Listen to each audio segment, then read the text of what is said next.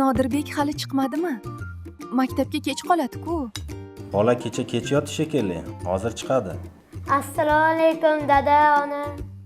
Va alaykum assalom. Xayrli tong o'g'lim. Tezroq nonushta qil. Maktabga kechikasan. Siz to'lagan soliq bugunimiz vakili. Dada, men bugun televizorda soliq to'lash degan gapni eshitdim. Soliq degan nima o'zi? Juda yaxshi savol berding. Soliq bu odamlar davlatga to'laydigan pul. Nega odamlar davlatga pul to'laydilar? Chunki davlat shu pullar bilan hammamizga kerak bo'ladigan narsalarni qiladi. Yo'l quradi, maktablar, shifoxonalar, bog'chalar barpo etadi.